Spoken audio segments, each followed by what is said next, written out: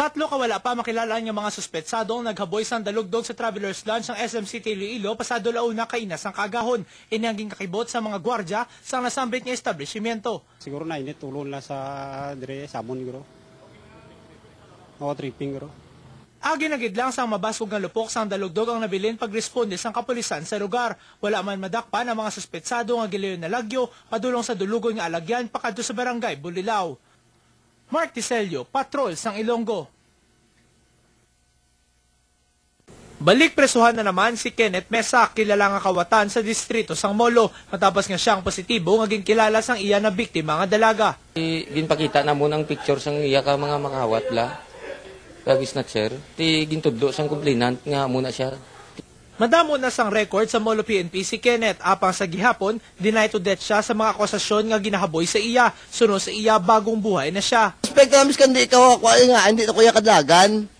Wala gid ma-recover ang bag nga ginkuha ni Kenneth. Nalakip didto ang cellphone kag kwarta sang biktima, apang nakuha sa iyang isa ka patalom, nga sigurado igadugang sa listahan sang iya mga kaso. Napamangkot ko sa driver kung sino nag-snatch ni ambal sing driver, si Kenneth Mesa. Panugyan sa kapulisan sa mga biktima sa kasubong sa nga krimen sa tion nga madakpan ang suspect pasakaan gid sang kaso. Agud hindi na makaliwat ang mga tunto. Mark Dicelio, Patrol sang Ilonggo.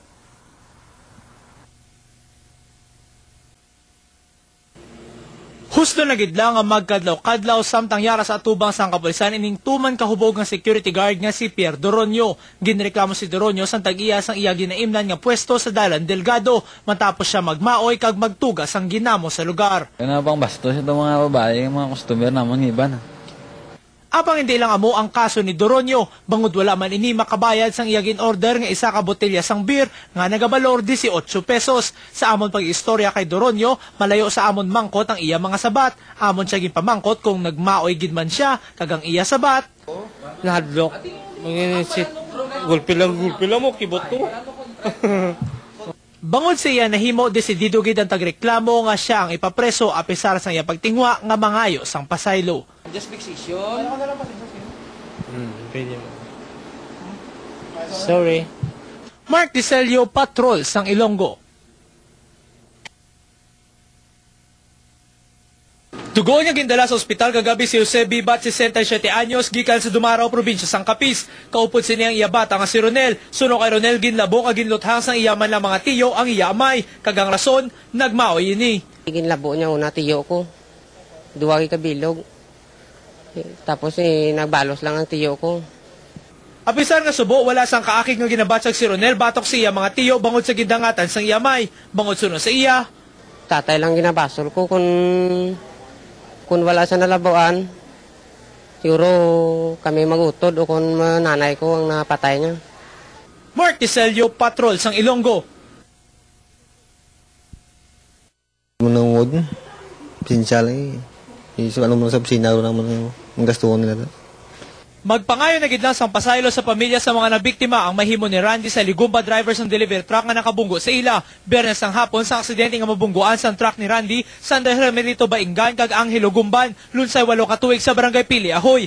Patay on the spot sa Hermelito nga nakaangkon sa patal nga pila sa ulo. Samtang kritikal nga gindala sa ospital si Angelo. Sunod sa investigasyon sang kapulisan, madasig ang pagpadalagan ni Randy apang ginpanginwalay ini. According sa mga tao, madasig ang dalagan ang bata ni na kuan gid sa sulod sang truck mo. May lang gani kay waay bala matapakan. Hindi gulpi abi ano. Gulpi tabok ng bata. Tatlo isla eh. Ngayong isayaw ay tabok. Ginakabig sa mga residente nga mariit ang dalan niya ini bangod madamo na sa aksidente ang nagluntad diri. Matapos ang aksidente, nagsirit si Randy apang hindi para malagyo, kundi siya ang nagdiretso sa Barotac Viejo PNP agud dito magsuko.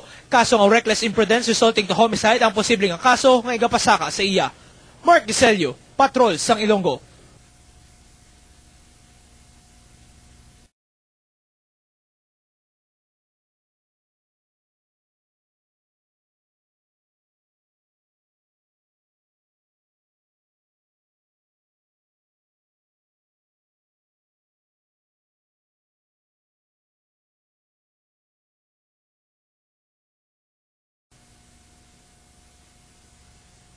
Kalmado nga Governor Tupas ang nagatubang sa mga katapos ng media kay nasang aga. Inibangod mabasog ang pagpati ni Tupas nga siya sa gihapon ng legal nga gobernador sa probinsya sang Iloilo. Suno sa kampo ni Tupas, padulong na sa syudad sang Cebu ang ila legal team agud mag-file sang petition for certiorari kag magpangayo sang injunction halin sa Court of Appeals.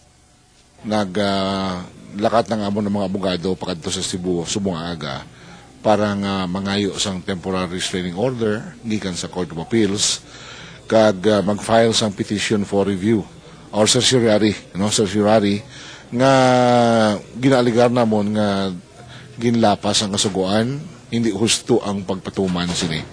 Mabasog nga ginapanindugan ni Tupas nga illegal ang ginhiwat nga pagpasumpa kahapon nga adlaw kay Vice Governor Roberto Armada kag Board Member Manny Gallar nga ginpatigayon sa DILG. Bangod suno sa iya, hindi pwede magpasumpa sa bago nga gobernador. Bangod wala man na bakante ang posisyon nga gobernador. Di wala man siya opisina nga gobernador pa, isa man lang ang opisina sang gobernador.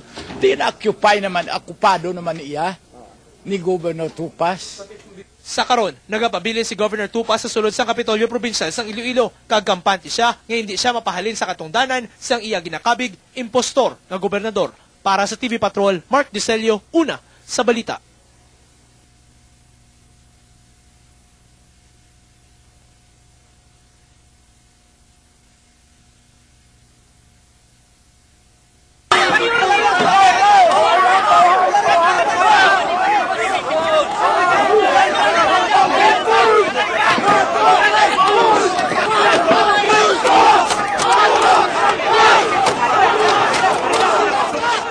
Ginpanginwala ni Police Chief Superintendent Wilfredo Dulay, hepe sang Police Regional Office 6, nga overkill ang ginpatigayon nga opensiba sa mga kapulisan kahapon nga adlaw sa Iloilo Provincial Capital. Suno kay Dulay, pila ka mga hitabo nga nagluntad kahapon nga adlaw kasubong sang pagtaya sang armas suthang ang hindi malikawan nga matabo. Pero yung pulis natin, they are under instruction to secure them and they are under instruction na may kalaban yun. So, yung adrenaline nila masyadong mataas. Alam mo, ang tingin lang natin ganon, pero nasubukan ko na rin yan eh. Suno pa kay Dulay, ilang nga ginapaabot nga madamo ang mga supporter ni Governor Tupas ang magabato sa kapulisan. Gani madamo man yung mga pulis ang iyang ginpadala sa Kapitolyo. We are expecting resistance, heavy resistance, kasi may mga pronouncements ang mga Tupases na they are ready to die. So may mga intelligence reports kami na may mga provincial jail guards doon at saka may mga armas.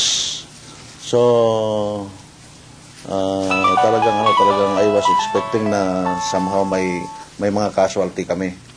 At in the process we are expecting also that some civilians will be caught in the crossfire. Nakahanda naman si Dulay nga mag-atubang sa anuman nga kaso nga igapasaka sang pamilya Tupas batok sa iya. Angot sa naglutad nga kinagamo kahapon sa Kapitolyo Provincial. Bonus na sa akin kung kakasuhan pa ako sa kanilang nagpapasalamat ako at walang nangyari.